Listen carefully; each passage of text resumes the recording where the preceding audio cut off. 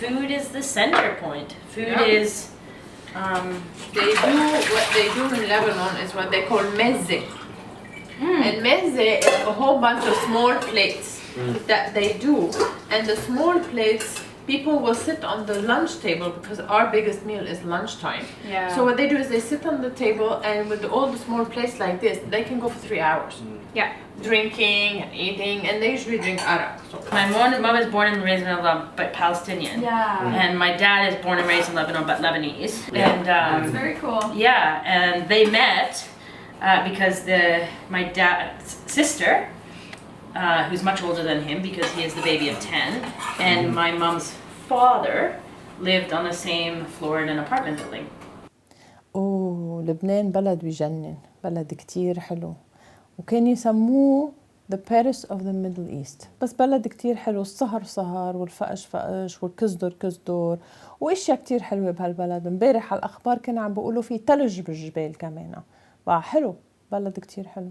نحن تركنا من وقت من الحرب، لأنه الحرب بلبنان بلشت بال 1973 وضلت على 15 سنة. بس ب 88 أنا وجوزي قررنا إنه ما بدنا أولادنا يعيشوا بالحرب مرة. بقى نجينا على كندا وقدمنا ورقنا، قدمنا كلاجئين أول شيء، وبعدين شوي شوي وقفنا على إجرينا. نشكر الله. My name is Carla Abi Shaheen. I was born Farsoon, which is my maiden name. And I was born and raised in Beirut.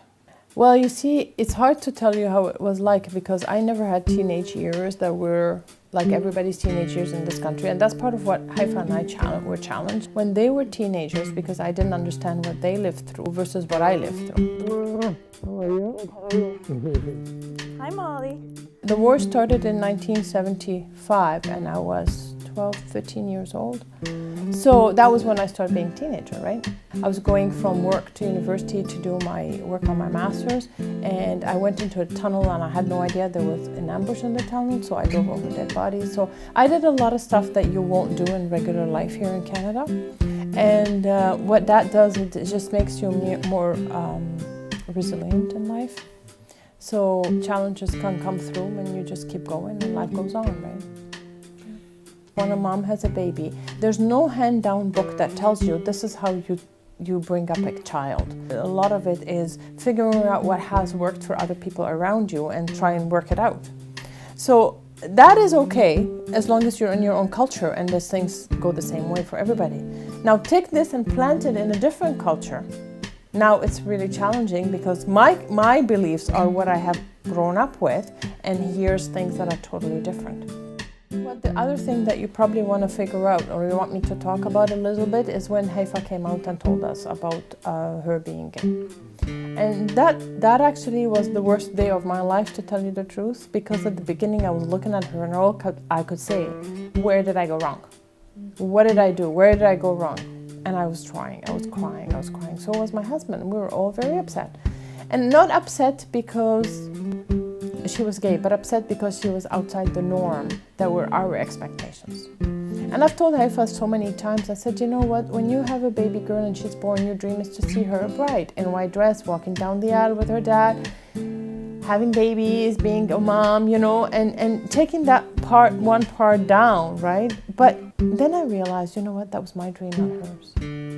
And it took me a long time to come to that conclusion that it's my dream, not hers, and I have to let her live her own dream.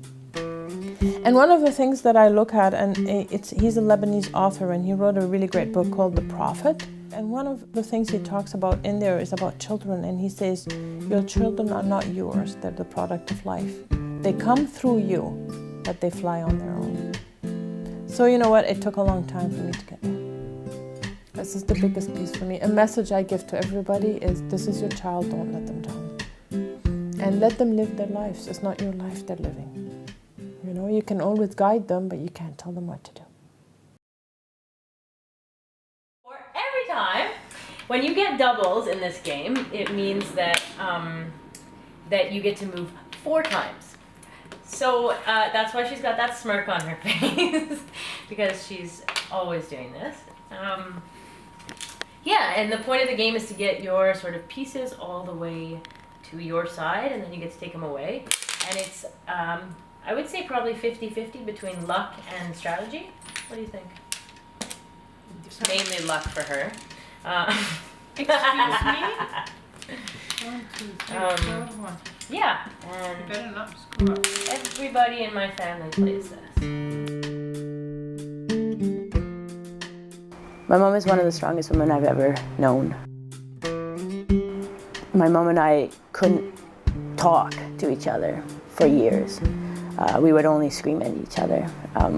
This was before I came out. This was teenage stuff. This was a young teenager who was angsty and frustrated, and a young mom who was learning and who was working very hard to build a future for her kids. My parents came to Canada as refugees from a place where LGBTQ issues, certainly at that time, were not at the forefront. It was the middle of a civil war. The civil war was claiming the lives of my family. We came here to seek refuge. So for them to, 10 years ago, recognize that their child was different, and even more different than their child already was, living in a predominantly non-Arab community, was a huge shock to them. I think there's something to be said about historical trauma. You know, my mom's family is Palestinian. Something to be said about leaving your homeland however many years prior, and that what needs to happen is moving forward, and we need to build a future life because where we come from is painful. So she was always sort of looking forward, okay, let's get the kids in school. And then after they go through school, Haifa's gonna find a husband, and she's gonna get married and have a beautiful white wedding. And that's gonna be a gift, and moving forward. So when I came out, it affected the way that she saw the future, which is a very uncomfortable thing when you come from histories of war and genocide. The future is what you hold on to. You know, you believe you know the future, and so when the future's shifts so dramatically in what must have felt like for her the drop of a dime, I think that was very challenging for her.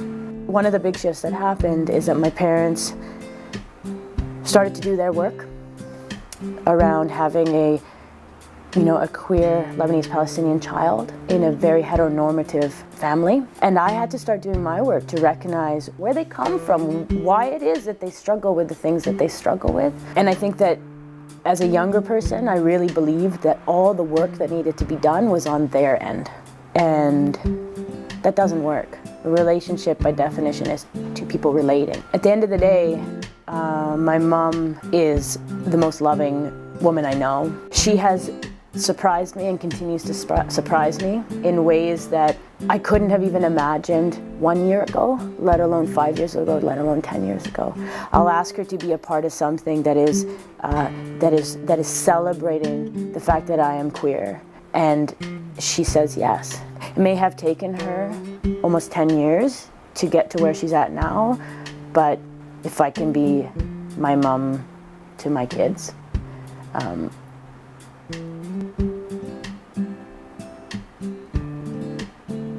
that would be a blessing. She's phenomenal.